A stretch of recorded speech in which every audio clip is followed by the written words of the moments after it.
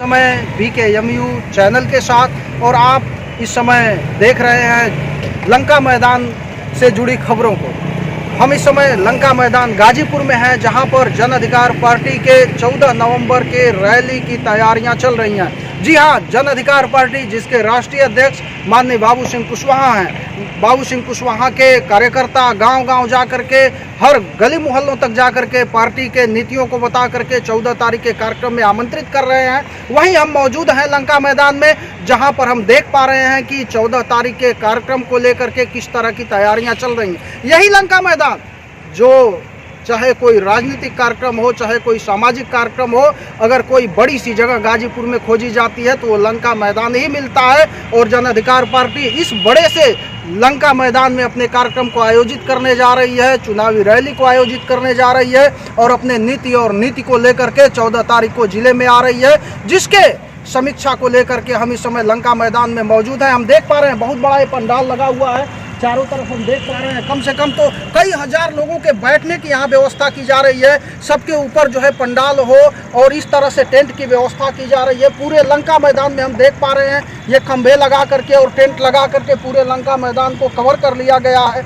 इसके ऊपर अभी जो लगाई जाती है टेंट, जो कपड़ा लगाया जाता है, अभी लगना बाकी है। लेकिन ये आंकड़ा लगाया जा सकता है कि कार्यक्रम के एक सप्ताह पहले से ही लगातार तैयारियां चल रही हैं और इस तैयारी को तो हम लंका मैदान में देख पा रहे हैं। लेकिन ये जो गांव स्तर की तैयारी है, कार्यकर्ताओं की जो तैयारी है, पदाधिकारियों की जो तैयारी है, 1 महीने से ज़्यादा से लगातार जिले में चल रही है। और जो पदाधिकारी हैं, कार्यकर्ता हैं, गांव-गांव जा करके, गली मोहल्ले तक जा करके नुक्कड़ सभा के माध्यम से लोगों को पार्टी और राष्ट्रीय अध्यक्ष के नीतियों के बारे में बता रहे हैं। आइए बातचीत करते हैं, जानते हैं यहाँ पर उपस्थित पदाधिकारियों से कि किस तरह की तैयारी चल रही है गाजीपुर लंका मैदान के 14 नवंबर के कार्यक्रम को, और साथ ही पार्टी के नीति और नीतियों पर भी हम चर्चा करते हैं। बहुत बहुत धन्यवाद। पटेल विजय नारायण वर्मा, जन अधिकार पार्टी में प्रदेश उपाध्यक्ष के पद पर कार्यरत। ये जो 14 नवंबर का कार्यक्रम है पार्टी का, इस कार्यक्रम के संबंध में तैयारियां किस तरह से चल रही हैं? देखिए, 14 नवंबर को जो हमारा सम्मेलन है, इसकी तैयारी के लिए हमारी इस समय लगभग में 20 टीमें लगी हुई हैं और गांव-गांव जा कर के पार्टी की विचारधारा का प्रचार और प्रसार कर रही है कि आखिर हमारी पार्टी, अगर इसका नाम जन अधिकार पार्टी है, जो जनता के अधिकारों के लिए बनाई गई है, तो वो कौन कौन से ऐसे जनता के अधिकार हैं जो 74 साल में अब तक नहीं मिले हैं, उसको हम जन जन तक बता रहे हैं और लोगों को प्रेरित कर रहे हैं कि आप 14 नवंबर को लंका के मैदान में पहुँचे, हमारे राष्ट्रीय अध्यक्ष परम श्रद्धेय माननीय बाबू सिंह कुशवाहा की विचारधारा को सुने और सुनने के बाद तब यह निर्णय ले कि हमें जन अधिकार पार्टी के साथ रहना है। महोदय, ये 2022 का चुनाव भी बिल्कुल जो है, और हमें लगता है ये कार्यक्रम चुनाव के ही संबंध में है, तो चुनाव को लेकर के और जो आज की जो समस्याएं चल रही हैं, किसानों की समस्या है और भी जो समस्याएं चल रही, उन सबको लेकर के भी किस तरह की उस दिन जो है कि आप लोगों की तैयारी है?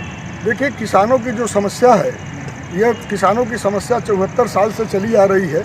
आज किसान जो है कि करीब साल भर होने जा रहे हैं और दिल्ली के बॉर्डर पर चारों तरफ हड़ताल किए हुए हैं और 3 कृषि कानून को लेकर के किसान अगर हड़ताल किए हुए हैं तो बात होती है कि एमएसपी के गारंटी की बात किसान कर रहे हैं और सरकार कहती है कि हम एपीएमसी को समाप्त कर देंगे। सरकार ने बिल में कहीं भी मंडी को समाप्त करने की बात नहीं कही है। अगर सरकार को ऐसा लगता है कि हमने बिल सही पास किया है तो आज साल भर का दिन बीत गया है। सरकार अगर चाहती तो उसे भारत के जितने भी मीडिया है, सभी मीडिया के पेपर में अगर प्रिंट करा देती तो भारत की सारी जनता जान जाती। सरकार लोगों को बरगलाने का काम करती है। 2022 चुनाव को लेकर के आपकी क्या तैयारी? देखिए, 2022 के चुनाव को लेकर के हमारी यही तैयारी है कि हम 403 सीटों पर अपनी पूरी तैयारी कर रहे हैं और हम 403 सीटों पर चुनाव लड़ेंगे। और जो भी पार्टियाँ, कोई भी बड़ी पार्टी हो या छोटी पार्टी हो, जो हमारी विचारधारा के पर चलने के लिए तैयार होगी कि जिसकी जितनी संख्या भारी उसकी उतनी हिस्सेदारी, संख्या के अनुपात में अगर हिस्सेदारी और भागीदारी की बात को अगर कोई भी राजनीतिक दल स्वीकार करेगा तो हम उसे गले लगाएंगे।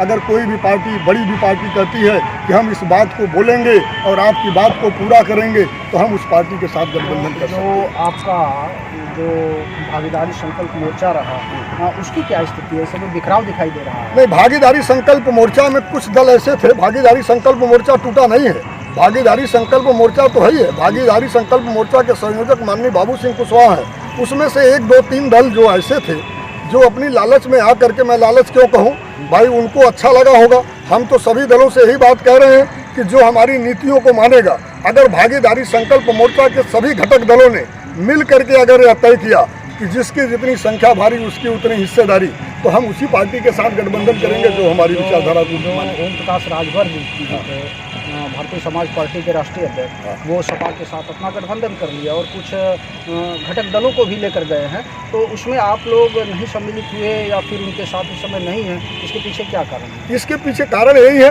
कि हमारे राष्ट्रीय अध्यक्ष परम श्रद्धेय माननीय बाबू सिंह कुशवाहा जी से अखिलेश जाकर के उनके घर पर मिले, और घर पर मिलने के बाद हमारे साहब ने कहा कि हमें कोई दिक्कत नहीं है आपके साथ गठबंधन करने में, अगर आप हमारी बातों को अगर मान लें, आप हमारी बातों को मान लेते हैं कि जिसकी जितनी संख्या भारी उसकी उतनी हिस्सेदारी, हमें अगर हिस्सेदारी और भागीदारी देने के लिए अगर आप तैयार होते हैं तो हम आपके साथ गठबंधन करने के लिए तैयार हैं। जबकि अखिलेश जी ने यह कहा कि आप हमसे 2, 4, 6, 8, 10 सीटें ले लीजिए, लेकिन हम आपको मंत्री भी बना देंगे, लेकिन हिस्सेदारी की बात मत कीजिए। तो हमारे राष्ट्रीय अध्यक्ष जी ने कहा कि अगर हिस्सेदारी नहीं तो हम गठबंधन नहीं करेंगे।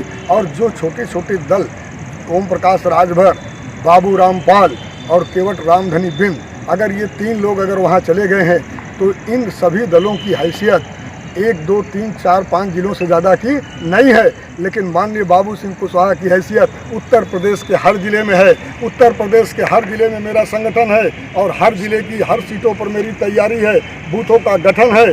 तो फिर हम अपनी शर्तों पर किसी के साथ गठबंधन करेंगे, दूसरी की शर्तों के साथ हम कदापि नहीं जाएंगे। तो जैसे हम ये जानना चाहते हैं और अपने दर्शक को आपके माध्यम से ये जानकारी देना चाहते हैं कि आपका जो भागीदारी संकल्प मोर्चा था वो ये तैयारी कर रहा था कि हम लोग मिलकर के 403 सीटों पर चुनाव लड़ेंगे, फिर आपके बीच में ही कुछ बातचीत हुई होगी, तभी ओम प्रकाश राजभर जी उधर गए होंगे, या फिर अपने मर्जी से सीधे चले गए बिना बातचीत किए हुए? नहीं, बिना बातचीत किए गए। वहाँ जो 27 तारीख की रैली रखे हुए थे मऊ में, उसमें साहब भी जाने वाले थे। वह भागीदारी संकल्प मोर्चा का कार्यक्रम था, लेकिन वहाँ उन्होंने अखिलेश को आमंत्रित किया, और जिस दिन हमको पता चला कि वहाँ अखिलेश जी आ रहे हैं, उस दिन हमारे साहब ने यह निर्णय ले लिया कि हम उस कार्यक्रम में नहीं जाएंगे।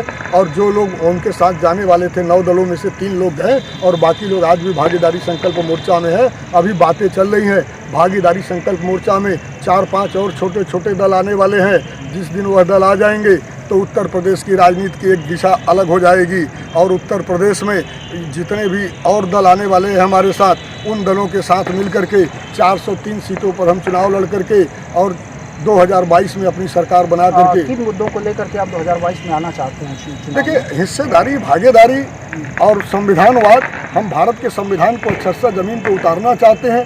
बाबा साहब भीमराव अम्बेडकर ने जो अंग्रेजों के द्वारा टेम्पररी संविधान का विधान दिया गया था, उसके आधार पर भारत का संविधान बना। समता, स्वतंत्रता, बंधुत्व और न्याय। 74 साल में क्या इस देश में समता आई? क्या बंधुत्व पनपा? आज यहाँ हिंदू मुसलमान के नाम पर झगड़े होते हैं, हिंदू मुसलमान के नाम पर झगड़े होते हैं, भाई को भाई से लड़ाया जाता है, केवल वोट की राजनीति हो रही है। इस वोट की राजनीति को हमारे राष्ट्रीय अध्यक्ष खत्म करना चाहते हैं, इंसानियत और मानवता लाना चाहते हैं, सम्राट अशोक का शासन लाना चाहते हैं, समता, स्वतंत्रता, बंधुत्व, न्याय का और भाईचारे का शासन लाना चाहते हैं, और अपने पूर्वजों के इतिहास को दोहराना चाहते हैं। जो 14 वाला कार्यक्रम हो रहा है, ये भागीदारी संकल्प मोर्चा का है या केवल जन अधिकार पार्टी? नहीं, यह कार्यक्रम तो केवल जन अधिकार पार्टी का है। तो घटक दल इसमें सम्मिलित नहीं, घटक दल इसमें सम्मिलित नहीं होंगे। और जो भी घटक दल है, घटक दल का एक कार्यक्रम हम लोगों का लखनऊ में होगा। अभी जो हमने बताया है कि 4-5 और दल आने वाले हैं, उन दलों के आने के बाद एक लखनऊ में हम सभी लोग बड़ा कार्यक्रम करेंगे। लेकिन अभी यह गाजीपुर में भागीदारी संकल्प मोर्चा का अपने बूते का कार्यक्रम है। अभी हमने बलिया में कार्यक्रम किया था, वह भी रिकॉर्ड तोड़ कार्यक्रम था। इतनी भीड़ उमड़ी थी, जन सैलाब पूरा बरस गया था। और गाजीपुर में भी गांव-गांव जाने के बाद हमको ऐसा लग रहा है कि यहाँ केवल कुशवाहा ही नहीं, कुर्मी, कोयरी, लोहार, कुहार, गढ़िया, नाऊ, डोम, ढरकार, जितनी भी शोषित, वंचित, पिछड़ी, दलित, अल्पसंख्यक जातियाँ हैं, सभी जातियाँ जन अधिकार पार्टी की नीतियों की सराहना कर रही हैं कि अब तक कोई भी नेता हमें संविधान की तरफ ले जाने का काम नहीं किया। पहले भारत में ऐसे लीडर हुए हैं जो संविधानवाद की बात करते हैं, संविधान की स्थापना की बात करते हैं। इसलिए लोगों की आस्था जन अधिकार पार्टी में दिखाई दे रही है। यह 14 नवंबर को कन्फर्म हो जाएगा कि लोग जन अधिकार पार्टी के साथ है कि नहीं है। 14 नवंबर को जब इस लंका ग्राउंड को मीडिया दिखाएगी तो यह संदेश लखनऊ ही नहीं, दिल्ली तक जाएगा कि आज जन अधिकार पार्टी का कारवां कितनी तेज़ी से आगे बढ़ रहा है और जन अधिकार पार्टी के नीतियों में इस देश की जनता कितना विश्वास कर रही है, यह 14 नवंबर को पता चल जाएगा। धन्यवाद। इस तरह से प्रदेश उपाध्यक्ष पटेल विजय नारायण वर्मा से, जिनका कहना था कि भारत में जितने भी शोषित वंचित जातियां हैं, जितने भी पिछड़े दलित, अति पिछड़े लोग हैं, तेजी से जन अधिकार पार्टी के नीतियों से प्रभावित होकर के साथ में आ रहे हैं। बहुत बहुत धन्यवाद।